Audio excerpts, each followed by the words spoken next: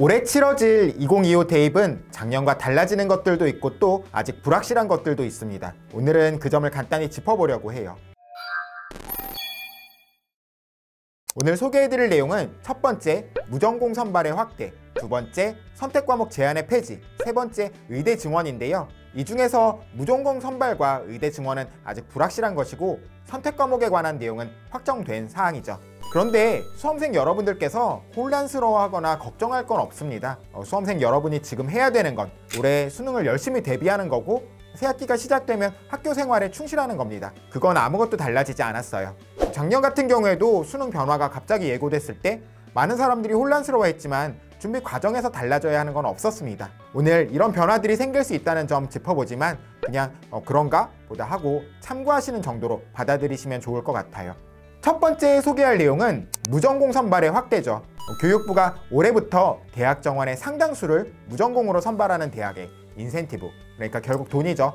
재정적인 지원을 하겠다는 방침을 밝힌 이후에 대학들이 여기에 적극적으로 대응하고 있었습니다. 서울대는 120명 규모에서 400명 규모로 자유전공을 늘리겠다는 계획을 이야기하기도 했고요. 한양대 역시 300명 이상을 자유전공으로 선발하겠다는 계획을 이야기했었어요. 정말 많은 대학들이 이걸 고민해 왔었습니다. 그런데 영상을 찍는 오늘 기존 교육부 방침에서 한 발 물러서서 올해는 무전공 선발 비율이 기준에 미달하는 대학에도 재정적인 지원을 해주겠다. 다만 학생 전공 선택권 확대 노력을 정성평가해서 인센티브를 지원하겠다 라고 한 발 물러선 모습을 보였습니다.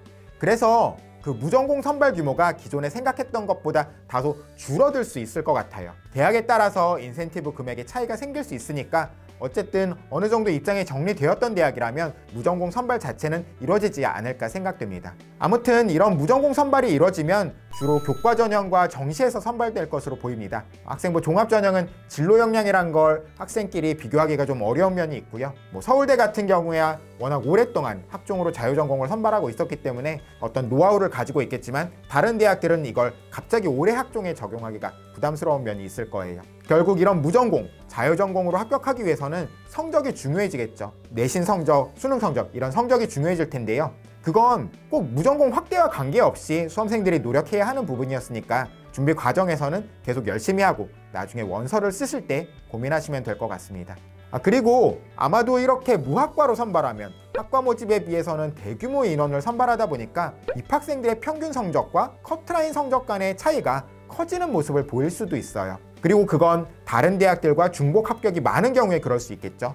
정시 같은 경우에는 선발 군의 배치나 수시 같은 경우에는 다른 대학과의 중복 지원 현황 같은 걸 고려하면서 지원하시는 게 좋을 거고요. 또 수능 최저가 어떻게 설정될지 모르지만 비교적 높게 설정되어 있는 곳에 평균과 커트라인의 점수 차이가 더 크지 않을까 생각됩니다.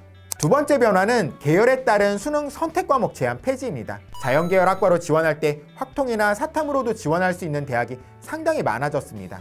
서울 지역의 주요 15개 대학 중에서는 수능 응시 과목 제한을 두는 대학이 고려대, 서울대, 시립대, 숙대, 홍대 이렇게 5개 대학이고요. 나머지 10개 대학은 제한을 두지 않아요.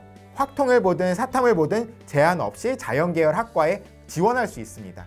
물론 가산점이 적용되는 경우들이 있어서 약간의 허들이 있기는 하지만 어쨌든 지원이 가능하고요. 그래서 이런 것들 때문에 사탐런이라는 걸 수험생들이 고민하고 있는 것 같아요. 자연계열 학생들이 과탐 대신에 사탐을 시험 볼까 고민하는 거죠. 아무래도 과탐에 비해서 사탐이 조금 수월하다 이런 인식이 있고요.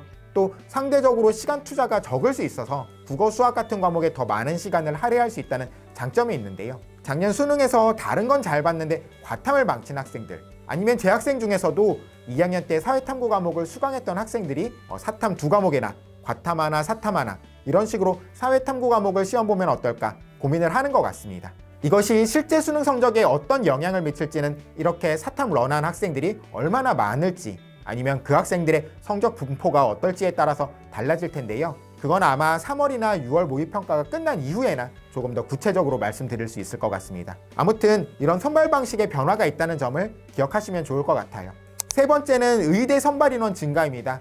작년부터 나오고 있는 이야기지만 아직까지 아무것도 확정된 건 없어요. 작년에는 증원 규모가 3,500명가량 될 것이라는 이야기도 있었고 최근 들리는 이야기로는 그 규모가 줄어서 1000명 정도 이야기가 나오고 있기도 하고요. 의대나 의전원협회에서는 350명 규모가 적절할 것 같다, 이런 의견을 내기도 했었어요. 아무튼 그 규모가 어떨진 모르지만 의대 증원은 올해 이루어질 것 같은데요. 여기에 기대를 거는 N수생분들이 꽤 있는 것 같아요. N수생뿐만이 아니라 지금 직장을 다니시는 직장인분들도 다시 한번 해볼까, 이런 의사를 드러내는 경우들이 상당히 많습니다. 특히 정시뿐만 아니라 수시 교과 전형으로 메디컬을 도전해보고자 하는 경우들이 상당히 많아요. 문이과 상관없이 좋은 내신을 가졌던 직장인분들이 다시 도전해보고 싶다, 이런 의도로 질문을 주시는 경우들이 꽤 많습니다. 30대 후반에 직장인이시라면서 질문을 주셨던 분도 계시고요. 19년도에 졸업해서 대학에 재학 중이라는 분도 계셨고, 이외에도 작년 중순부터 저희 진학닷컴에 비슷한 질문을 주시는 분들이 꽤 많아졌습니다. 이렇게 의대 정원이 늘어나면 합격의 문이 넓어지는 것은 맞을 거예요. 다만 1000명 정도로 증원이 된다고 해도 40개 의대로 나누면 25명 정도씩 증원이 이뤄지는 거고, 교과, 학생부 종합, 논술, 정시 이렇게 또 선발 인원이 분산되면 각 전형별로 증가되는 인원은 그렇게 많지 않을 겁니다. 몇 년 전에 약대가 일반 수험생 대상으로 선발하기 시작했을 때도 선호도 높은 대학들 자연계학과들 입결이 낮아지지 않을까? 이런 기대를 하기도 했었지만 눈에 띄는 성적 하락이 없었어요. 의대 정원이 늘어나면 합격하기 훨씬 쉬워지겠다, 이런 건 아니라는 점을 명심하시면 좋겠습니다.